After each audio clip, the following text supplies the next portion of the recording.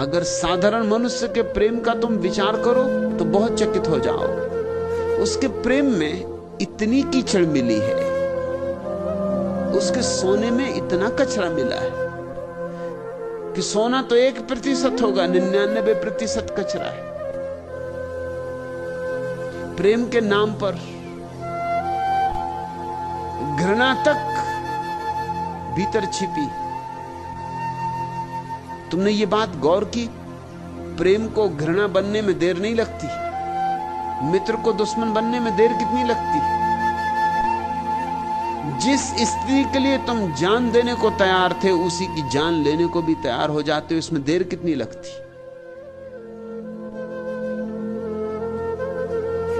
प्रेम इतनी जल्दी घृणा बन जाता है? प्रेम घृणा बन सकता है?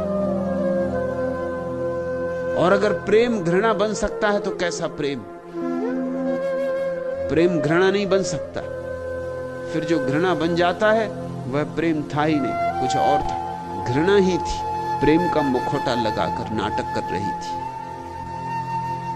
प्रेम के नाम पर तुम शोषण कर रहे हो, प्रेम के नाम पर तुम एक दूसरे का उपयोग कर रहे हो, प्रेम के नाम पर तुम एक दूसरे की मालकियत कर रहे हो, प्रेम के नाम पर राजनीति है, कूटनीति है।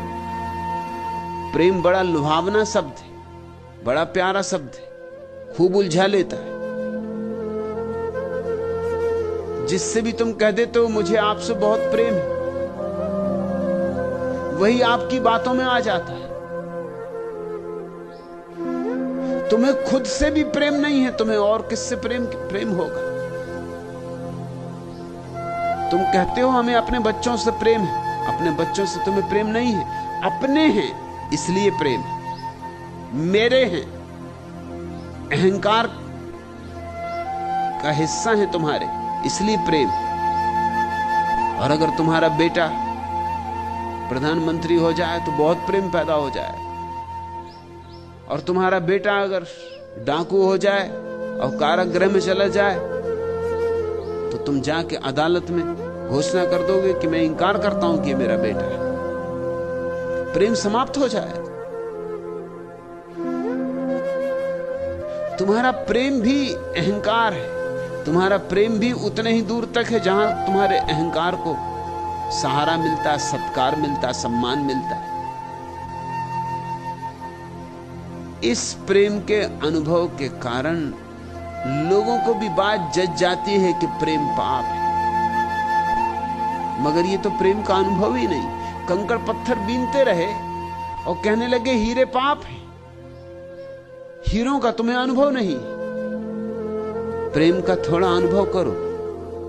प्रेम बड़ी अद्भुत घटना है, साधारण नहीं है, अलौकिक है। इस पृथ्वी पर स्वर्ग की छोटी सी जो किरण उतरती है उसी का नाम प्रेम है। इस अंधेरे में रोशनी की जो थोड़ी सी झलक उतर आती है उसी का नाम प्रेम है। इस पथरीले हृदय में जो थोड़ी आर्द्रता आ जाती उसी का नाम प्रेम।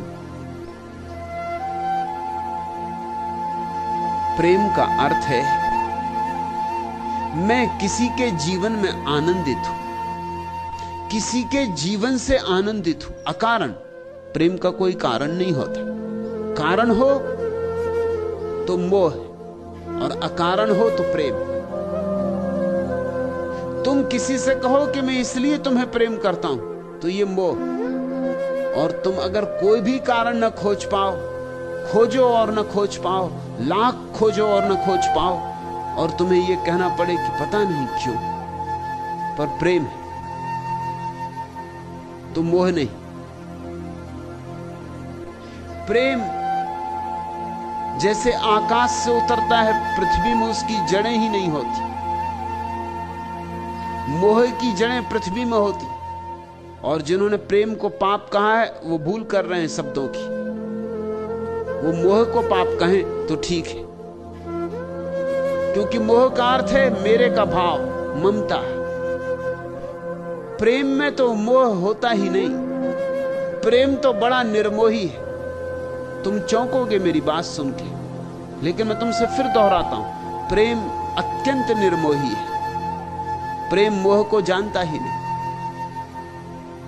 प्रेम दूसरे पर कब्जा करता ही नहीं, न तो कब्जा करता है और न अपने पर कब्जा करने देता है। प्रेम तो स्वतंत्रता है।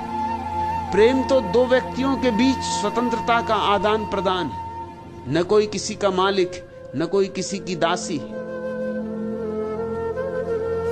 प्रेम एक दूसरे के गले में फंदा नहीं डालता। प्रेम तो फंदे काटता है।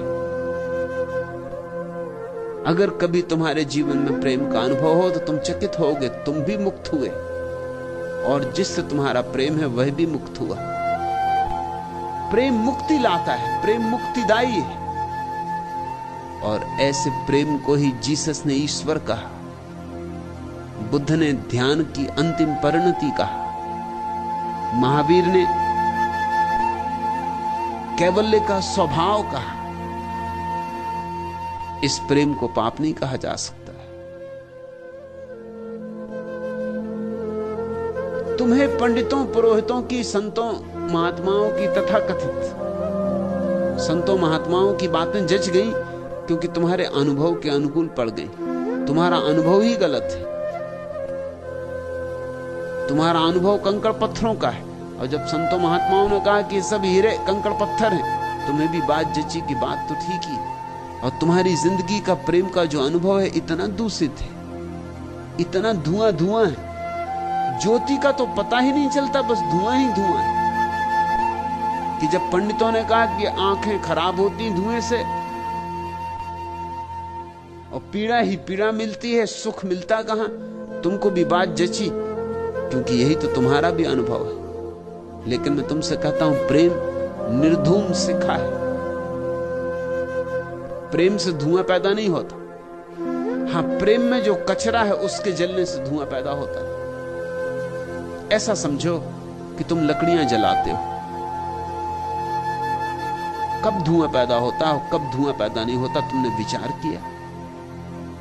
लकड़ियों के जलने से धुआं कभी पैदा नहीं होता। अगर लकड़ियां सूखी हो, अगर उनमें पानी ना हो भीतर, अगर गीली ना हो, तो लकड़ियों से कभी धुआं पैदा नहीं होता। अगर लकड़ी सच में ही सूखी हो, पूरी सूखी हो, उसमें रत्ती मात्र भी जल का अवशेष ना रहा हो, तो जरा भी धुआं पैदा नहीं होगा। लकड़ी के जलने से धुआं पैदा नहीं होता। लेकिन लकड़ी गीली हो तो धुआं पैदा होता। वो गीलापन लकड़ी नहीं है, विजाती है। तुम्हारे प्रेम से अगर तुम्हारी आंखें अंधी हो रही हैं और धुआं पैदा हो रहा है और जिंदगी में काली खा रही है और जिंदगी उलझन में भरती जा रही है और क्रोध होता है, वैमनस्य होता है, ईर्ष्या है, जलन है, ये सब पैदा हो रहा है, तो समझ लेना कि तुम्हारे प्रेम में अभी कचरा बहुत है, विजातीयता बहुत है। इसको अगर कोई पाप कहे तो ठीक, लेकिन ये प्रेम को पाप कहना ठीक नहीं। प्रेम से तो कभी धुआं पैदा नहीं होता।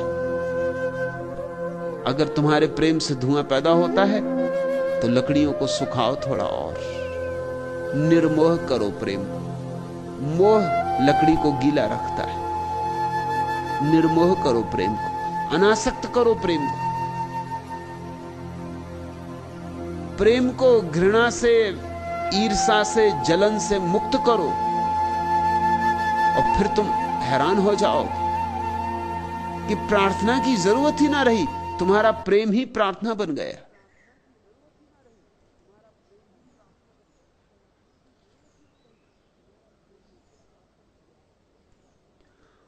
और जीवन ने जो अवसर दिया है प्रेम का, इसे ऐसे ही मत गंवा देना। इससे लोग दो तरह से गंवाते। एक तो वे लोग हैं जो प्रेम के नाम पर कुछ और करते रहते हैं और उसे प्रेम समझते हैं, उनको मैं भोगी कहता हूं, संसारी। वे जीवन गंवा देते। और दूसरे वे हैं जो संसार से भाग जाते, प्रेम के कूड़े करकट से डर के भाग जाते। कुछ ने कूड़ा करकट छाती से लगा लिया है, कुछ कूड़े करकट से डर के भाग गए। जिन्होंने कूड़ा करकट छाती से लगाया है वो भी सोने को ना खोज पाएंगे, और जो कूड़े करकट से डर के भाग गए वो सोने से भी भाग गए, क्योंकि सोना और कूड़ा करकट सब यहां मिला हुआ है। वे भी कभी प्रेम को ना जान पाएंगे।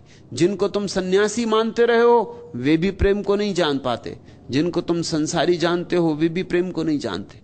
भोगी भी वंचित, योगी भी वंचित,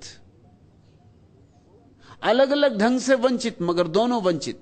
एक कूड़ा करकट पकड़ने के कारण वंचित, एक कूड़ा करकट छोड़ने के कारण वंचित। लेकिन दोनों नहीं देख पाते कि कूड़े करकट में कुछ छिपा है, मिट्टी में कमल छिपा है, ये दोनों नहीं देख पाते।